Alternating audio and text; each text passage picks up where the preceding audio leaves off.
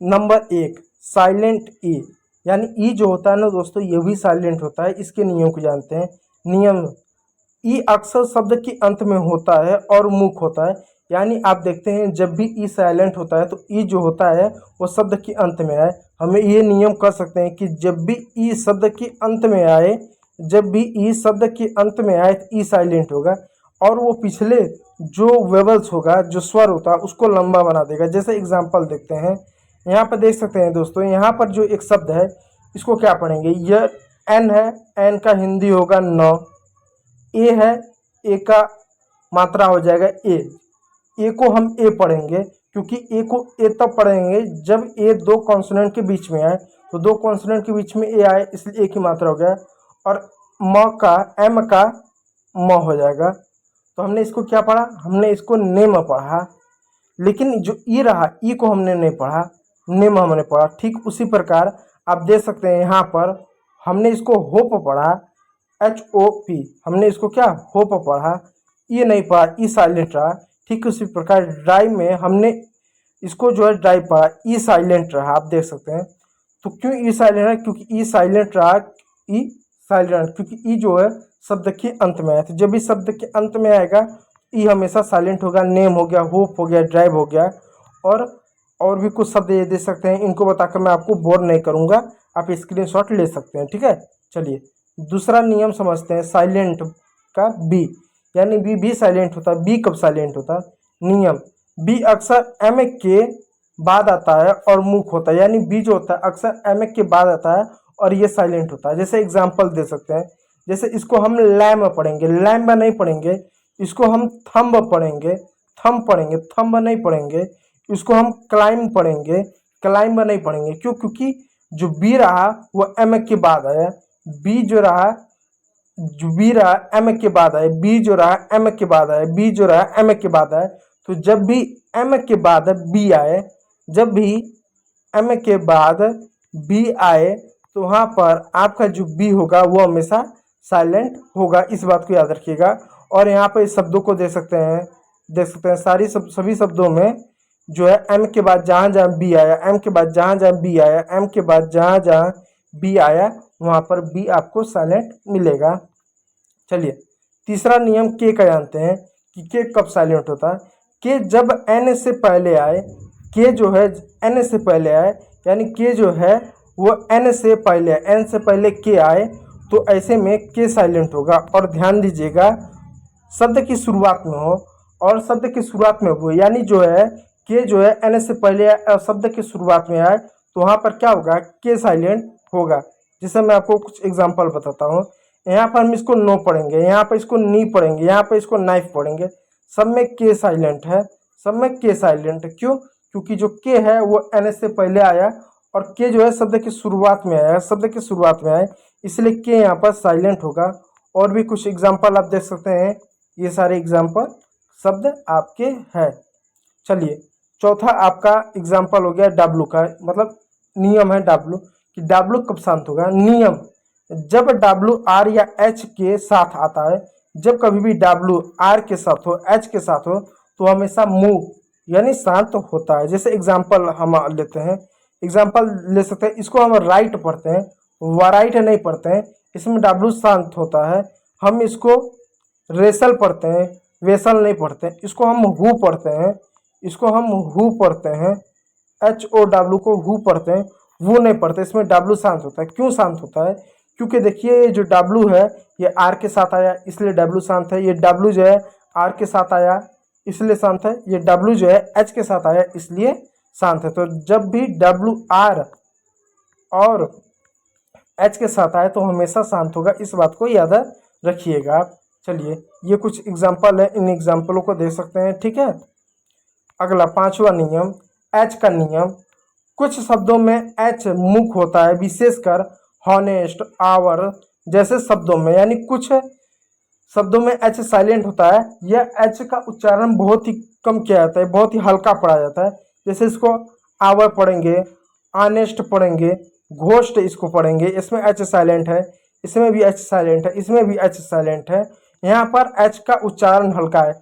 कुछ जगह पर आपको एच का उच्चारण हल्का मिलेगा, बहुत तेज एच नहीं बोलेंगे, आधा ऐसे रूप में समझ लिए बोलेंगे, हल्का। और कुछ जगह पे एच साइलेंट है, क्यों? क्योंकि एच के ये नियम है, तो कुछ जगह एच साइलेंट होता है, इस बात को याद रखिएगा। ये एग्जाम्पल है, आप इन एग्जाम्पल को देख सकते हैं। चलिए नियम 6 को जानते हैं, साइलेंट एल। नियम नंबर 6 को, कुछ शब्दों में एल मुख होता है, यानी कुछ शब्दों में एल भी साइलेंट होता है। एल कब साइलेंट होगा? जब एल के बाद एम आई के आई एफ है। जब एल के बाद एम आई के आई एफ आई, तो ऐसे में एल साइलेंट होगा। जैसे उदाहरण देखते हैं, यहाँ पर आप इसको काम पढ़ते हैं, काल्म नहीं पढ़ते हैं, एल साइलेंट है। इसको आप हाल्फ नहीं पढ़ते हैं, हाफ पढ़ते हैं। जैसे एच का हो गया, ए का आ हो गया, एल साइलेंट है। एफ का फ हो गया, तो हाफ आपने पढ़ा, हाल्फ नहीं पढ़ा, एल साइलेंट है। इसको आपने वाक पढ़ा, आपने वाल का नहीं पढ़ा, एल साइलेंट है। क्यों एल साइलेंट है? क्योंकि यहाँ पर एल के बाद एम आया, एल के बाद एफ आया, एल के बाद के आया।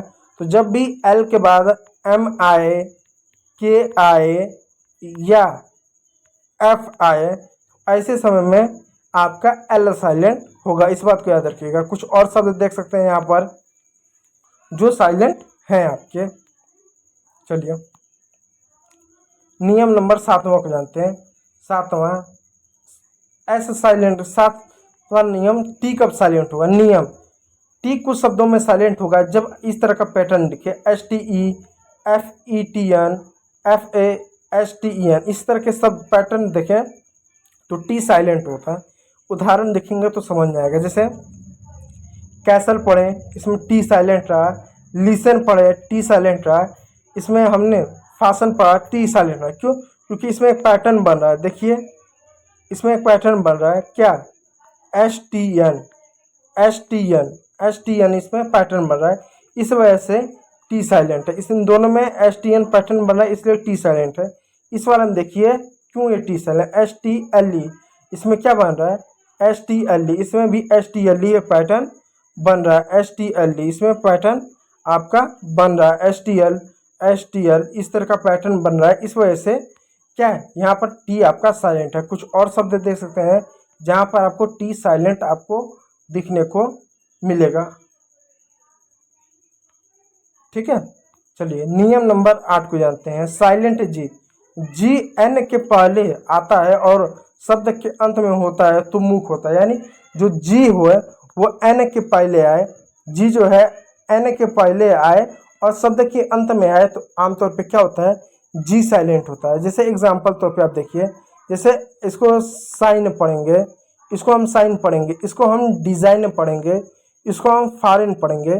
क्यों? क्योंकि आप देख सकते हैं जो जी है एन के पहले आया, जी है एन के पहले आया, जी एन के पहले आया, यानी जो आपका जी है वो एन के पहले आया और शब्द के अंत में आया, इसलिए यहाँ पर आपका क्या, आपका जी साइलेंट है।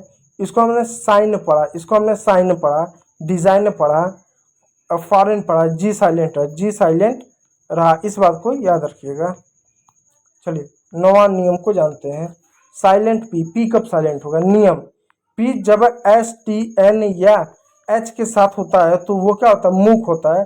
यानी पी जब भी एस के साथ हो, टी के साथ हो, एन के साथ हो या एच के साथ हो तो आमतौर पे क्या होता है? पी भी साइलेंट होता है। जैसे एग्जांपल देखते हैं, जैसे इसको हम साइकोलॉजी पढ़ेंगे, पी साइलेंट है क्योंकि एस के साथ है। इसको हम जो न्यूमोनिया पढ़ेंगे, इसको न्यूमोनिया पढ़ेंगे क्योंकि एन के साथ है, पी साइलेंट है। इसको हम रिसिट पढ़ेंगे, रिसिट पढ़ेंगे, ठीक है, रिसिट पढ़ेंगे, इसमें पी साइलेंट है। इस बात को याद रखिए क्योंकि ये क्या है, ये जो है टी के साथ है। तो जब भी पी एस के साथ हो, टी के साथ हो, एन के साथ हो, एच के साथ हो तो हमेशा पी साइलेंट होगा। इस बात को याद रखिएगा। और भी कुछ कीवर्ड को आप देख सकते हैं। 10वां ये आपका नियम है जो आपका अंतिम नियम है, डी। डी कब साइलेंट होगा? देखिए दोस्तों, डी आपका कब साइलेंट होगा? नियम डी कुछ शब्दों में मुख होता है, मुख यानी साइलेंट होता है। कब साइलेंट होगा? उदाहरण वेनेसडे, वेनेसडे, वेनेसडे, तो यहाँ पर क्या डी साइलेंट रहा। हैंड, हैन करीफ, इसको हैन करीफ बोले, इसको हैंड नहीं बोलेंगे, इसको हैन करीफ बोलेंगे, यहाँ पर डी साइलेंट रहा। इस बात को याद रखिएगा। यहाँ पर वेडनेसडे हो गया, हैन करीफ हो गया, सैंडविच हो गया, सैंडविच हो गया, इसको सैंडविच नहीं पढ़ेंगे, इसको सैंडविच पढ़ेंगे, इसको एज पढ़ेंगे, इसको बेज पढ़ेंगे, इसको ब्रिज पढ़ेंगे, इसको प्लेज पढ़ेंगे। इस तरह के शब्द आपको डी साइलेंट आपको देखने को मिल रहा है। तो ये 10 नियम रहे हैं, 10 ऐसे लेटर अंग्रेजी के जो सबसे ज़्यादा साइलेंट होते हैं और इन 10 नियमों को हमने देखा। यदि वीडियो थोड़ा सा भी अच्छा लगा होगा तो लाइक कीजिएगा, चैनल को सब्सक्राइब कीजिएगा। वीडियो देखने के लिए बहुत बहुत धन्यवाद।